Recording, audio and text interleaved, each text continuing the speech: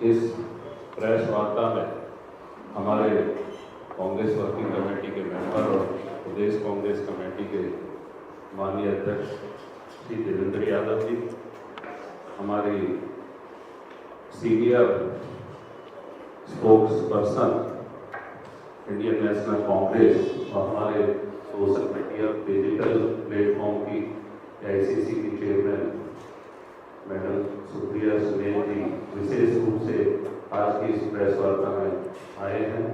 हम आपका स्वागत करके मैं आपके और प्रेस वार्ता के बीच में ना रुकते हुए मैं सबसे पहले श्री देवेंद्र यादव जी से निवेदन करूँगा कि वो अपनी बात ऑन करूँ। धन्यवाद अनिल भाई। सम्मानित साथियों, जैसा कि अभी भाई अनिल जी ने बताया, आज की इस विशेष प्रेस वार्ता में मुख्य रूप से उपस्थित हमारी बहुत ही सम्मानित मीडिया डिपार्टमेंट की हेड आदरणीय सुप्रिया श्रीनेत जी आपसे मुखातिब हो, उससे पहले मुझे सिर्फ इतना कहना है कि कांग्रेस और माननीय राहुल गांधी जी एक बार लगातार कहते रहे कि मोदी जी की सरकार में गरीब जिस तरीके से लगातार गरीब होता जा रहा है और कुछ चंद व्यापारी निरंतर उनकी अमीरी बढ़ती जा रही है और देश में जिस तरीके का ये एक बहुत बड़ी खाई अमीर और गरीब के बीच में बनती जा रही है, उसकी चिंता माननीय राहुल गांधी जी अक्सर अपने वक्तव्य में अपनी बातों में करते रहे हैं। जैसा आप जानते हैं कि हिंडनबर्ग की जो रिपोर्ट अभी हाल फिलहाल जारी हुई, उसमें वो नेक्सस बिल्कुल सामने खुलकर सामने आ गया है और अब मैं नहीं समझता कोई ऐसी बात दबी या छिपी रह गई है कि जिन लोगों को देश की सुरक्षा, देश की संपत्ति की सुरक्षा, देश के जान माल की सुरक्षा के लिए चुनकर भेजा था, आज कहीं ना कहीं वही इन सब में संलिप्त नजर आते हैं।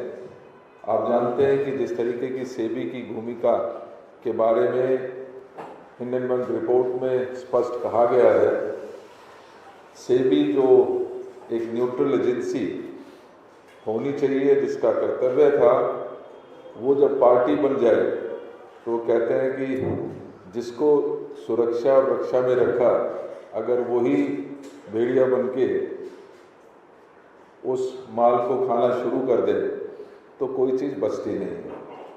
तो मैं तो क्योंकि आज सिर्फ आपसे इतना ही कहना चाहता था, डिटेल में आदरणीय सुप्रिया जी हम सबको बताएंगे किस तरीके से इस रिपोर्ट में क्या क्या चीज़ें सामने आई हैं, क्या क्या हमारी कांग्रेस पार्टी की डिमांड है। लेकिन निश्चित ही हम ये ज़रूर चाहेंगे कि इसकी एक स्वतंत्र जो जांच निश्चित ही होनी चाहिए और इसके ऊपर पूरे देश में हम कल धरना और प्रदर्शन भी करने जा रहे हैं। उसी क्रम में दिल्ली भी कल जंतर मंतर पर एक बड़ा धरना प्रदर्शन करने जा रही है। विस्तार से उसके बारे में भाई अनिल जी बताएंगे। तो मैं आप सबका बहुत बहुत धन्यवाद करता हूं और आमंत्रित करता हूं आदरणीय सुप्रिया श्रीनेत जी को। धन्यवाद।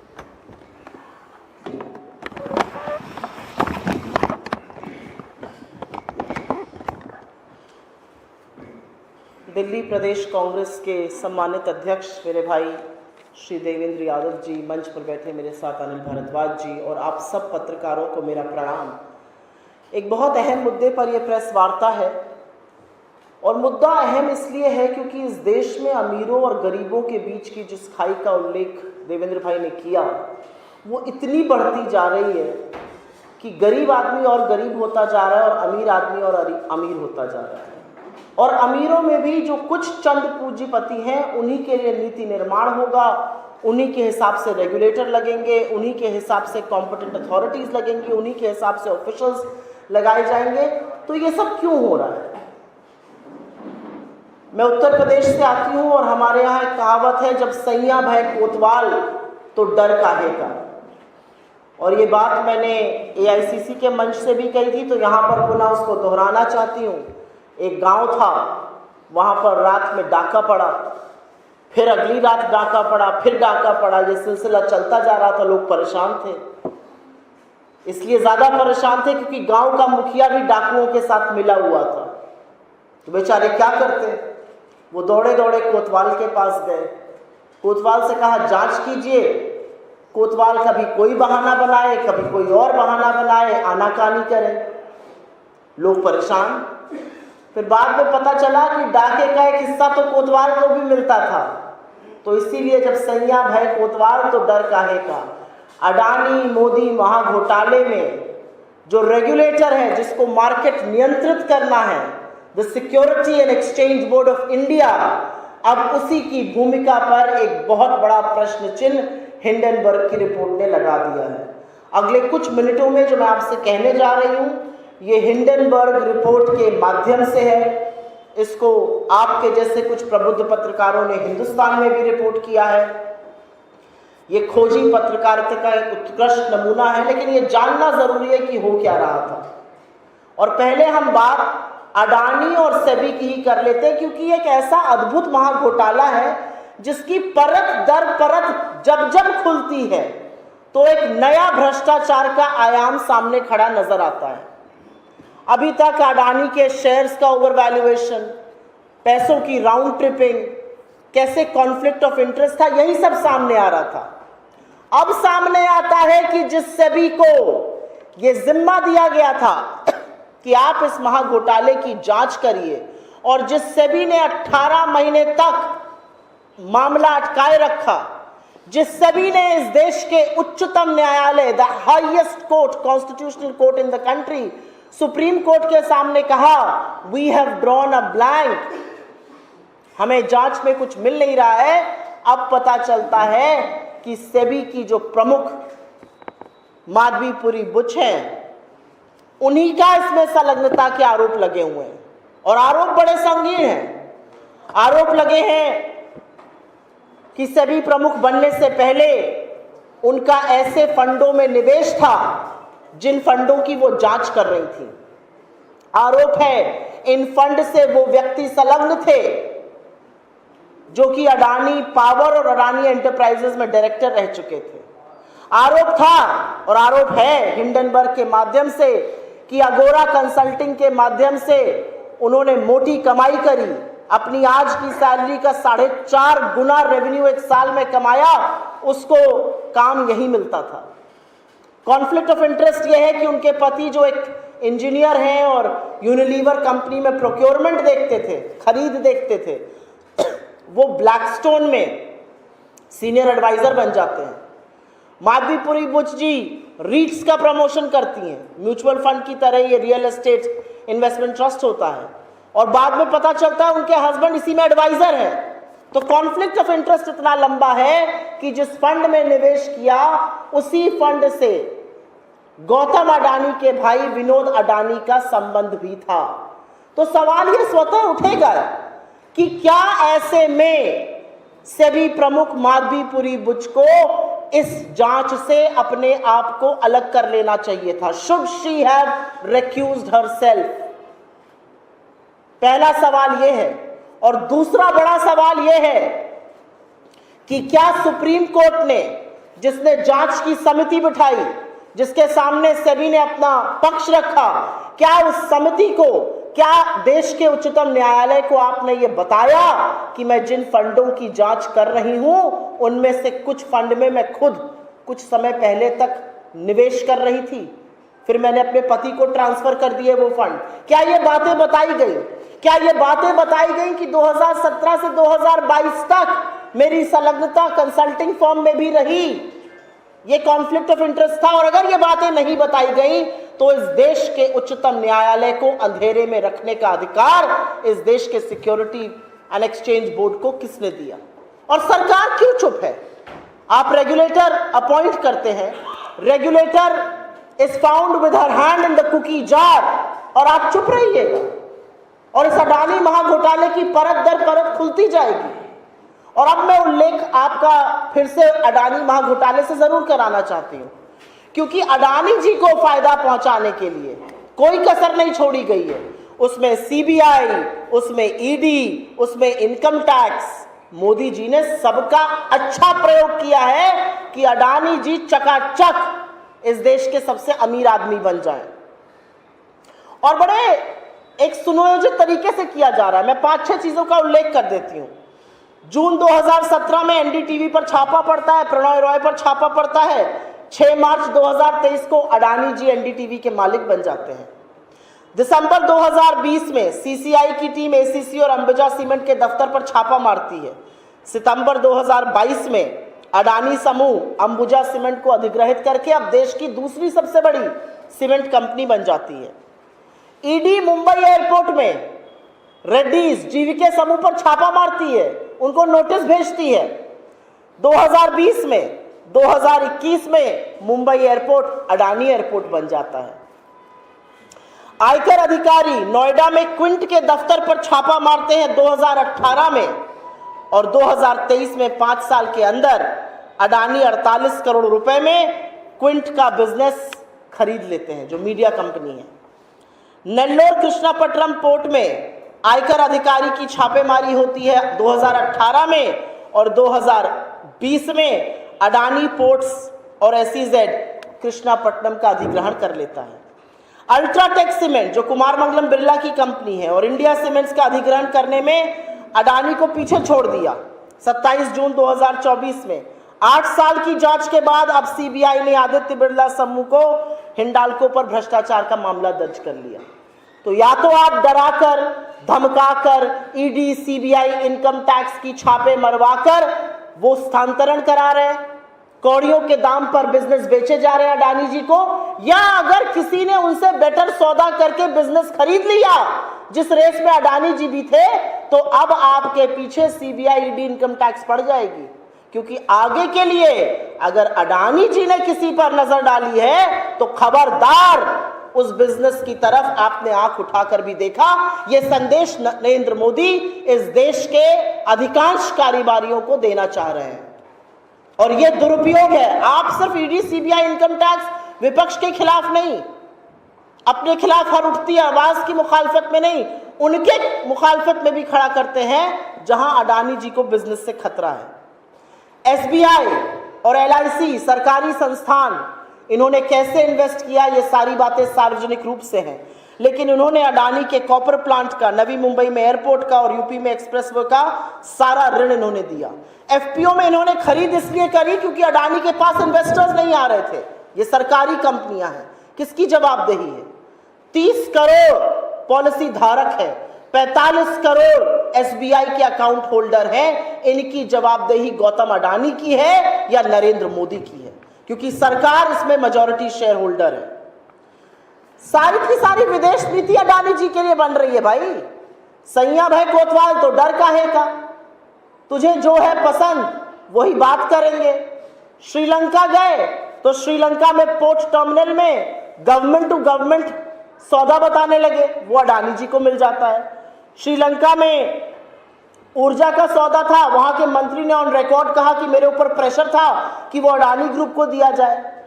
बांग्लादेश गए, वहां पर अडानी को बिजनेस मिल गया।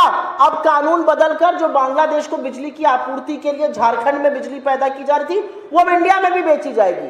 हर कानून सिर्फ अडानी जी के लिए बदला जाएगा।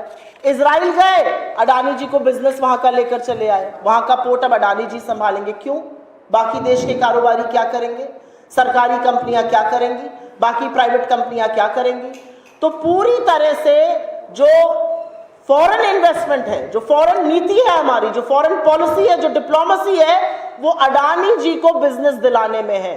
और कागज उठाकर देख लीजिए, या तो वो मोदी जी के साथ गए, उनको धंधा मिला, या मोदी जी गए वापस आए, अडानी जी गए, उनको धंधा मिल गया। तो मोदी जी क्या विदेश की यात्राएं अडानी जी को धंधा दिलाने के लिए करते हैं? एक ये भी सवाल है। एक सवाल यह है कि मनी लॉन्ड्रिंग की बहुत बड़ी बड़ी बातें आई थी, बहुत हस्तांतरण हुआ, बहुत बातें आई कि नीति आयोग ने फाइनेंस मिनिस्ट्री की एक डिवीजन ने कहा कि 5 और 6 एयरपोर्ट, 5-5, 6-6 एयरपोर्ट एक व्यक्ति को मत दीजिए, उसको दरकिनार किया गया, एयरपोर्ट दे दिए गए। कहा गया पोर्ट मत दीजिए, सरकार के कुछ अंगों ने इसकी मुखालिफत की, जी नहीं, अडानी जी को पसंद आ गए, सारे पोर्ट उनको दिए जाएंगे। तो सवाल आज इस बात का है कि अडानी की जांच आखिर कौन करेगा। सवाल इस बात का है कि जब वो कोयला ला रहे थे और कोयले का दाम 10-10 गुना बढ़ जाता था हिंदुस्तान पहुंचते पहुंचते, और सरकार को चूना लगाया जा रहा था, और जब DRI ने ये चोरी पकड़ ली तो DRI, directorate of revenue intelligence के हाथ किसने बांधे और किसने मना किया, किसने बोला अपनी जांच पर बैठे रहिए, ये आपका काम नहीं है। आज सवाल इस बात का भी है, राजस्व को घाटा हुआ। राजस्व क्या है? ये हमारा आपका टैक्स पेयर्स का पैसा है। जो 2 रुपए की चीज थी वो 20 रुपए में बेची जा रही थी, लेकिन मोदी सरकार को कोई फर्क नहीं पड़ रहा था। तो अब सवाल इस बात का है कि अडानी की जांच कौन करेगा। अडानी महाघोटाले में जो शेयर मार्केट की जांच थी वो सेबी को करनी थी। सेबी की कलई हिंडनबर्ग की रिपोर्ट ने खोल दी है। माधवीपुरी बुच ने ये माना है कि हाँ मेरा निवेश था। तो अगर आपका निवेश था तो आपने ये खुलासा सुप्रीम कोर्ट में क्यों नहीं किया? DRI ने रिपोर्ट में कहा है कि हाँ पैसा बढ़ाकर लिया जा रहा था, सरकार को चूना लगाया जा रहा था। उसका क्या दंड मिल रहा है अडानी जी को? राउंड ट्रिपिंग के जो चार्जेस थे उसकी जांच कौन कर रहा है? सेबी ये कहकर तो हाथ से पलड़ा नहीं झाड़ सकती कि we have drawn a blank. तो आज सवाल इस बात का है कि प्रधानमंत्री कब तक चुप रहेंगे, प्रधानमंत्री अडानी को कब तक बचाएंगे, प्रधानमंत्री कब तक खैर मनाएंगे? सवाल इस बात का है। सवाल इस बात का है कि इतने जबरदस्त कॉन्फ्लिक्ट ऑफ इंटरेस्ट के बाद माधवीपुरी बुच का अभी तक इस्तीफा क्यों नहीं लिया गया? सवाल इस बात का है कि कल को अगर निवेशकों को नुकसान होगा तो उसकी भरपाई कौन करेगा? उसका जिम्मेदार माधवीपुरी बुच होंगी, सरकार होगी, मोदी जी होंगे या गौतम अडानी होंगे? और एक सबसे बड़ी बात यह है कि क्या सुप्रीम कोर्ट को इस मामले में जो तथ्य सामने आ रहे हैं उसको देखते हुए उसके मद्देनजर स्वतः संज्ञान नहीं लेना चाहिए।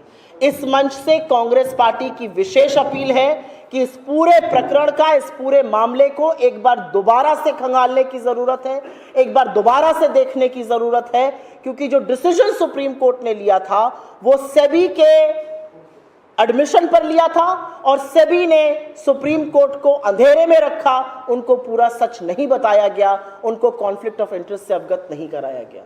हमारा अपना मानना है कि अडानी महाघोटाले में लिप्त नरेंद्र मोदी इसकी जांच नहीं कर सकते हैं। इसकी जांच सिर्फ और सिर्फ जॉइंट पार्लियामेंट्री कमेटी, एक JPC कर सकती है। JPC का जो दायरा होता है वो व्यापक होता है। JPC में हर दल का व्यक्ति शामिल रहता है, ये दलगत राजनीति से ऊपर होता है। इसमें आप एक्सपर्ट्स को बुला सकते हैं, आप उनकी सलाह ले सकते हैं, आप उनके इनपुट्स ले सकते हैं। बार बार JPC की मांग से आखिर नरेंद्र मोदी क्यों भाग रहे हैं? दाढ़ी में ऐसा कौन सा वो तिनका है जिसको वो छुपा रहे हैं? क्योंकि नहीं, ये दाल में कंकड़ नहीं है, ये पूरी की पूरी दाल कंकड़ों से भरी और पूरी काली दाल है। इसलिए हमारी मांग है कि पार्लियामेंट के सुपरविजन में एक JPC का गठन हो और JPC इस महाघोटाले की जांच करे, क्योंकि इसमें रेगुलेटर संलग्न पाने की संभावना है, इसमें राउंड ट्रिपिंग का मामला है, इसमें काले धन का मामला है, इसमें राजस्व को घोटाला है, इसमें फेवरेटिज्म का मामला है, इसमें फॉरेन पॉलिसी को शामिल करने का मामला है। और इसकी जांच एक व्यापक एजेंसी कर सकती है और वो व्यापक एजेंसी सिर्फ और सिर्फ JPC है। बहुत बहुत धन्यवाद।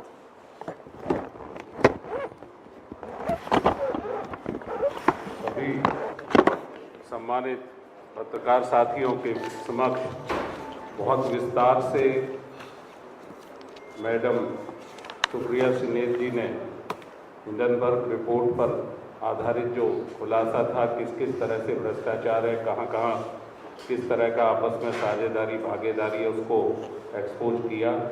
और कल मैं आप सबसे निवेदन कर रहा हूँ, कल इसी डिमांड को लेकर जो जॉइंट पार्लियामेंट्री कमेटी के गठन की मांग को लेकर इस महाघोटाले को सामने लाने के लिए इसके तथ्यों को और सेबी की चेयरपर्सन के रेजिग्नेशन की मांग को लेकर दिल्ली प्रदेश कांग्रेस कमेटी श्री देवेंद्र यादव जी के लीडरशिप में जंतर मंतर पर सुबह 11 बजे एक बड़ा प्रदर्शन, एक विशाल प्रदर्शन जिसमें हमारे दिल्ली के सभी कांग्रेस के सम्मानित नेता और कार्यकर्ता साथी रहेंगे और भी दिल्ली के नागरिक जो भ्रष्टाचार के खिलाफ अपनी आवाज़ बुलंद करना चाहते हैं वो भी वहाँ आमंत्रित हैं। तो आप सबसे मेरी एक निवेदन है कि कल इसको कवर करने के लिए भी अपना समय दीजिएगा और इस प्रेस वार्ता में आपका धन्यवाद करते हुए मैं आप सबसे विशेष निवेदन कर रहा हूँ कि ग्राउंड फ्लोर पर लंच की व्यवस्था सवाल नहीं है कोई। सवाल मैं एक आपके लंच की व्यवस्था है उसमें आप 1 to 1 और 10 जो भी आप लीडरशिप के साथ करना चाहें वो करें। हाँ, अभी जो आपके सवाल हैं वो आमंत्रित हैं और उन सवालों के लिए आपसे रिक्वेस्ट है कि 1 to 1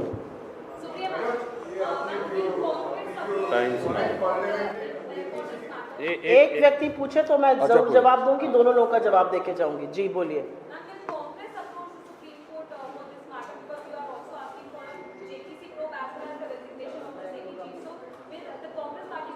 There are two things to it, and please understand the difference between the two things that we are trying to say. This scam is so deep rooted, and this scam spreads across sectors. This scam can potentially damage India's economic credibility if it hasn't already. That the only agency which can do a head-to-toe probe of this matter will be a JPC. But because the Supreme Court was kept dark on the alleged conflict of interest of the SEBI chief and her investments in firms associated allegedly with Adani Group, the Supreme Court will have to relook into this matter. That's what we are saying. These are two very different things, and they culminate into Mr. Adani and Mr. Modi's nexus coming back to daylight. So you mean to say JPC is the only parliament committee to find out all the lapses and all the criminal activities? Yes, that's what I mean to say. और मैं ये इसलिए कह रही हूँ क्योंकि JPC एक व्यापक समिति होती है। जेपीसी में हर दल का व्यक्ति होता है। इट इज वो दलगत राजनीति से ऊपर होती है। वो एक्सपर्ट्स को बुला सकती है, एक्सपर्ट्स की राय ले सकती है। और पार्लियामेंट की देखरेख में इतना बड़ा घोटाला इस देश में हुआ है, दुनिया इसकी चर्चा कर रही है और पार्लियामेंट में चुप्पी रहे, ये कैसे हो सकता है? सिद्धार्थ जी, एक सवाल एक जन। सिद्धार्थ जी, ये नहीं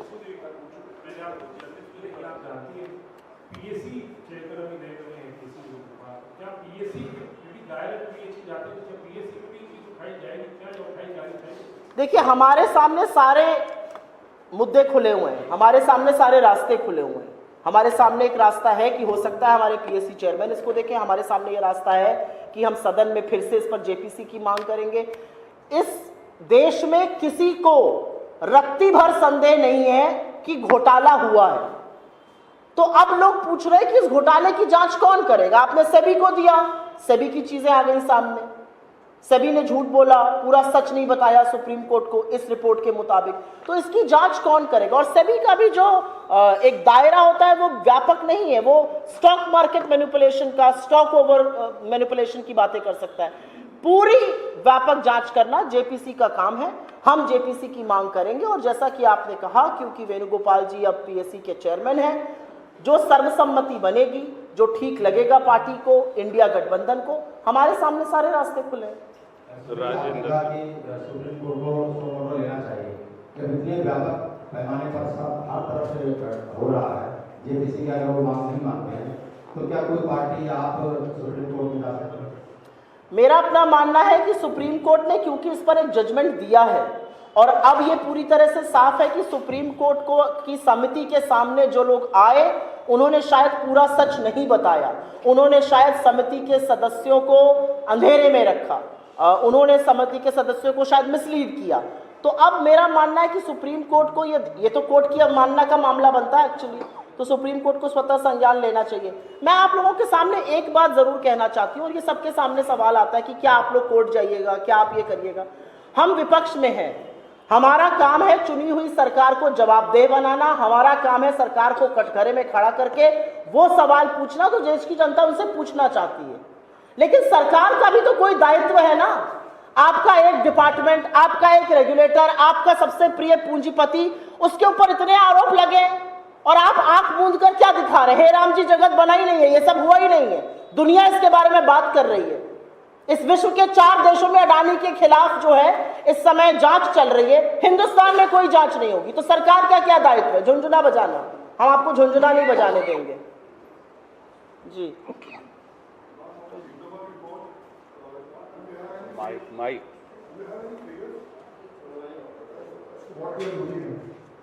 No, I think the Hindenburg report has quoted multiple figures. The Hindenburg report has quoted figures of Adani's stock manipulation. The Hindenburg report points us in that one direction. 20,000 crore किसके हैं वो उसी रिपोर्ट से आया है.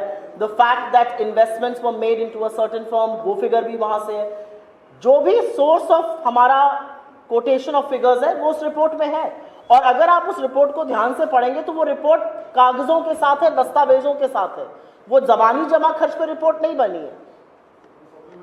नहीं. Let me just go around. If there's time, I'll come to you for supplement. बस.